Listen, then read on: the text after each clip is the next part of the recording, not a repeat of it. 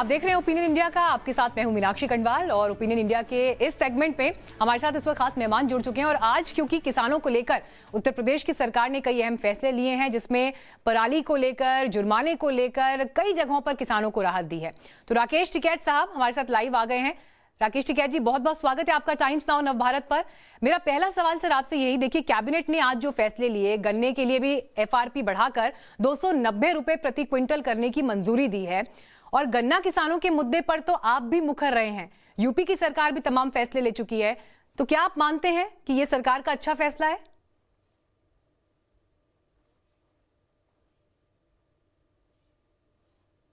₹5 से कोई राहत मिलती है और यहाँ पे एफआरपी से नहीं फायदा होता। जो ये क्षेत्र है पूरा अपना, इधर का यूपी हुआ, उत्तराखंड हुआ, पंजाब, हरियाणा, ये इस पर तो स्टेट गवर्नमेंट भी बढ़ाती है। जैसे हरियाणा में, उसमें पंजाब में 360 रुपये किया।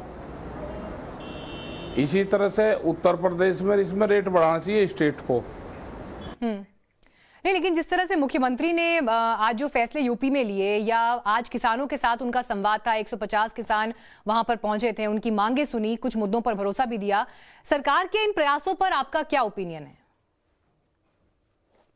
जो किसान है यहाँ पे बैठे, यहाँ पे तो किसी से बातचीत कर ही दिया हुए। कौन कौन किसान गए होंगे, क्या क्या मामले उनके हैं, इन्होंने अपना एक जो किसान संगठन इनका है उसको लगाया है इस पे बीजेपी वालों ने, और ये दिखा के कि हम बातचीत कर रहे हैं। और उनको लेकर गए कि जो किसान संघ है उसको लेकर ये लोग गए हैं, और शायद उसमें एक आगे योगी जी का धन्यवाद दिया। क्या पूरा जो किसानों का बकाया था वो मिल गया। बहुत डिमांड किसानों की है, बिजली के रेट पूरे देश में सबसे ज्यादा है यहाँ पे।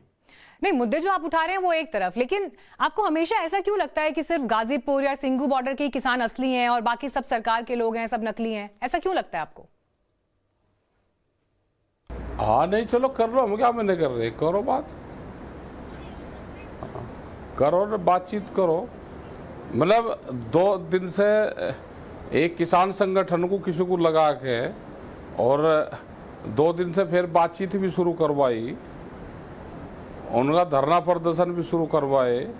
3 कानून पे भी सिफारिश करनी चाहिए उत्तर प्रदेश सरकार को भी। जो 3 कानून है ये, उस पर भी करने। चलिए, तीनों कानूनों का मुद्दा आप लगातार उठाते रहे, आंदोलन का आप जिक्र करते रहे, लेकिन इससे बढ़कर अगर उत्तर प्रदेश चुनावों की स्थिति को देखें, क्या आपको लगता है कि किसान इस बार जातियों में बंटकर नहीं, बल्कि सिर्फ किसान होकर, एकजुट होकर वोट करेगा और बाजी पलट देगा? पता नहीं, किसान के नाम पर तो वोट शायद है नहीं, मुद्दों पे आधारित वोट है। वोट तो इन्होंने जो इनके घोषणा पत्र है, क्या घोषणा पत्र के आधार पे काम कर रही है सरकारें? काम तो नहीं कर रही। जो घोषणा पत्र में क्या जो और इशू है देश में, उसको भी एक बार उठा देना चाहिए कि कौन कौन सी संस्थाएं, देश की बड़ी संस्थाएं बिक चुकी है, उसका भी एक बार सवाल उठा देना चाहिए। रेलवेज का क्या हाल है, सारा प्राइवेट कंपनी, बड़ी बड़ी कंपनी आ रही है देश में, तो एक बार वो भी उठ जाना चाहिए। बेरोजगारी का सवाल है, हेल्थ का सवाल है, एजुकेशन का सवाल है, तो ये जो सारे इशू हैं ये भी आ जाना चाहिए। चलिए, आपने किसानी से इतर हटकर मतलब बाकी जो मुद्दे हैं उनका भी जिक्र कर दिया, किसी नेता की तरह ही जिक्र कर दिया।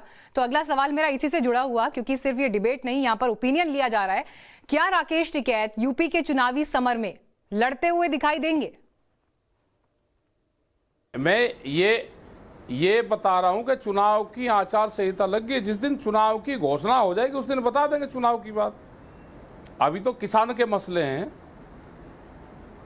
नहीं तो फिर अभी चुनाव की बात करो ही मत, आचार संहिता नहीं। जब चुनाव ये लड़ेंगे, गांव में जाएंगे, तो इनको बताएंगे, गांव के लोग इनसे क्वेश्चन करेंगे। चलिए, आपने अपना ओपिनियन हमारे साथ शेयर किया, बहुत बहुत धन्यवाद टिकैत साहब आपका हमारे साथ जुड़ने के लिए, समय देने के लिए। लेकिन आज जो